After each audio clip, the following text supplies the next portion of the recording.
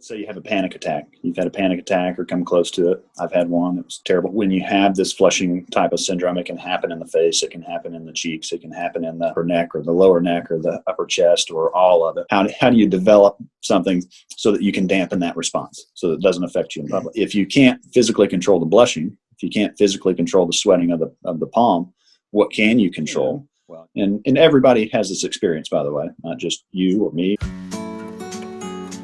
Told you, I said, hey, I started recording myself talk about this because it's been a secret to me. Wear high neck shirts, don't let anybody see it so that they think I'm nervous or I'm weak, or there's this image of me that will be demolished because they will see me flushing. Because people assume you're anxious, you're upset, there's something going on with you right now, you're afraid.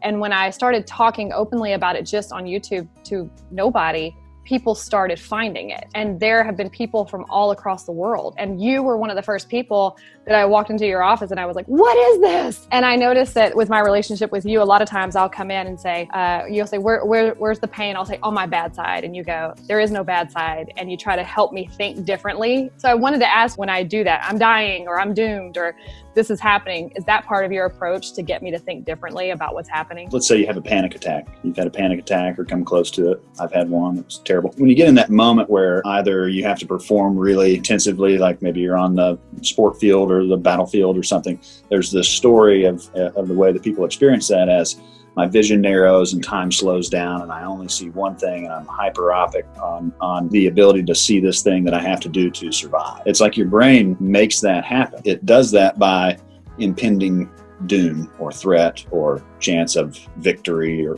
all of those things are the same. But in the case of this happening, you walk into the office, you got a thing. What's this thing? I'm stuck on this thing and it's been killing me and I'm frustrated by it and it started to consume. And everybody has this experience, by the way, not just you or me or the 10 people I saw this morning. It is a very ubiquitous human experience to have this arousal type of feeling when something becomes prevalent in your experience. So if it's pain and you say, I've had this pain and it's just been sort of lingering and now it's getting a little bit worse. And you come in and you ask the question, why is this happening? Why is this happening to me? Why am I suffering with this? And so the approach, to answer your question, is to just flip it for a second, to think about it from a different angle, to say, what things are involved with this? How did it begin? What are you doing about it? How are you living with it? Obviously you're not living with it. You're here, you're struggling with it, and you want a solution. So then the approach, the best solution there is to ask the right question and to get you to think about the right question in a way that helps you reframe your experience just in that one moment. So by reframing something, you're obviously taking a different view, come at something from a different angle in any other aspect of life. You're like, oh, well, I finally figured that thing out when I sat it down for a week, that one little puzzle I was trying to solve. Right. I just quit looking at it for a week and I came back at it and I solved it. So it's the same thing when it's a treatment experience like that or anything that you are experiencing is nagging or troublesome. When I think back about the 7 years that I've been working closely with you, is that so much of that time has been you helping me see things from a different angle and helping me let things go. Whether it's a facial flushing situation or a chest neck flushing situation, are those the same thing? Is it just the blood vessel situation? When you have this flushing type of syndrome, it can happen in the face, it can happen in the cheeks, it can happen in the upper neck or the lower neck or the upper chest or all of it. And what they found in looking at what they call sympathectomy, where they go in and they cut a ganglia, which is a nerve root, which is associated with the most upper portion of our sympathetic nervous system. So if you've looked at this subject for any amount of time, the sympathetic versus parasympathetic nervous system. Fight or flight creates the flush, impending doom, anxious thing. And rest and digest is the parasympathetic nervous system, which is the calm, I can take a deep breath now, I'm out of that situation, I can return to normal. It's that sigh that you notice almost every time if you have this anxious experience, even if it's a low level of anxiousness and you're walking into a meeting and you're commanding control of the meeting and you've got it and you know everything you need to know and there's no reason for you to be anxious or worried. It's just a situational deal and you walk in and you flush, even though you're not really conceivably anxious in your own awareness, it's there. So that is this pure activation of that sympathetic nervous system. Basically, that study that I looked at, they had cut these nerves that come out of the neck. The people who had those experiences completely resolved them because it's the sympathetic chain that is at the very top of the thoracic spine and extends all the way down to the lower thoracic spine. That sympathetic chain communicates with the whole head from the base of the neck. And so it just so happens that in a situation like yours, you have the chest or lower neck flushing. That's where that sympathetic chain ganglia comes out and promotes dilation or constriction of blood vessels in and around that region. And that could go all the way up to the head.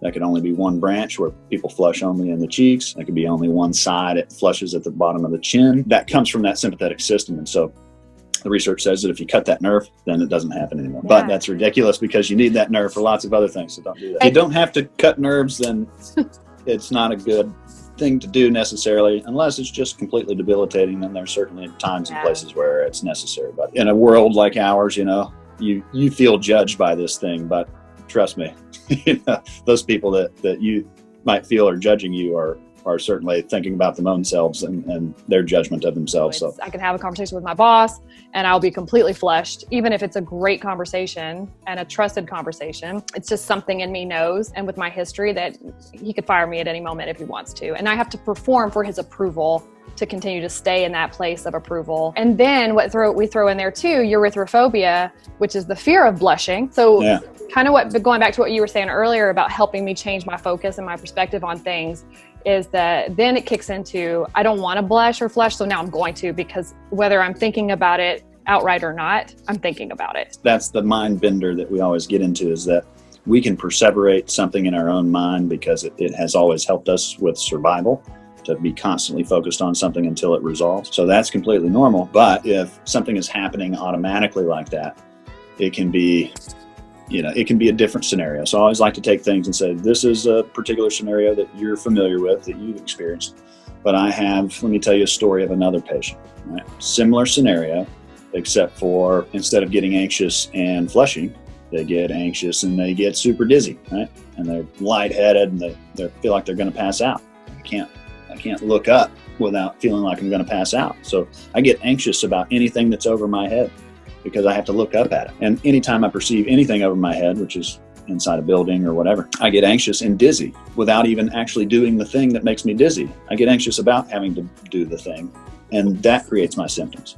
So it's this wild thing that our brain can create that. That is a very primitive, fundamental mechanism of how we stay safe. And so if you look at it and say, well, why don't I feel safe? Well, for all those reasons you listed, that is deep within your history and your memory, and you're really tied to that.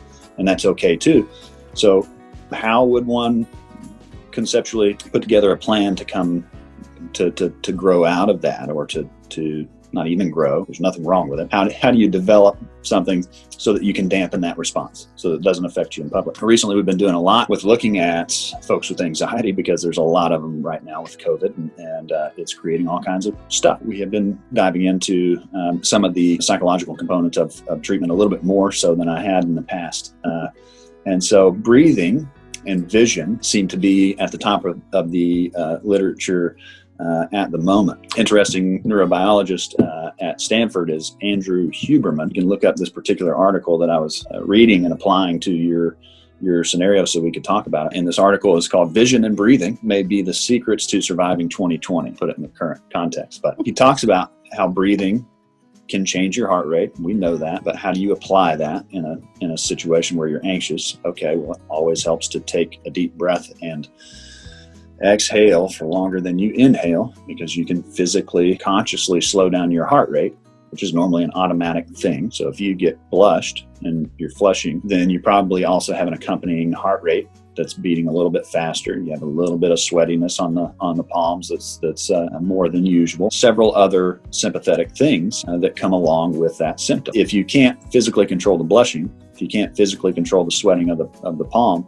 what can you control? Well, you can control your heart rate, and you can do that by breathing. Okay, well, you can't do that kind of breathing if you're in the middle of a meeting. The fact that he brought vision into it, which is something we work with a lot with brain injury and neurology and concussion, but I hadn't quite thought of it from this perspective. He's stating something that I've always known as well in a different aspect, is that if I go into a big room in a conference and I go to speak to people, I get the same exact symptom that you get, except for maybe I don't blush. But my heart rate goes, it doesn't matter how cold I know the subject. It's just the matter of the fact of you're up there and you don't know who's watching you or judging you or, you know, whatever, that deep thing that's in your memory of like whatever inferiority or lack of safety or whatever it is. You go out and you go present on this topic. And if I lock eyes with somebody that I'm speaking with in this crowd of 20 or 100 people, then it always triggers that symptom. No matter if I get into it and I'm feeling good and the initial butterflies have kind of gone away, if I catch somebody's interest and my vision catches their vision, it's like looking at the eyes makes it go. It's like, oh man, they just saw in my soul or something, you know. Right. They found me out. I'm a fake, you know. That's this deep feeling.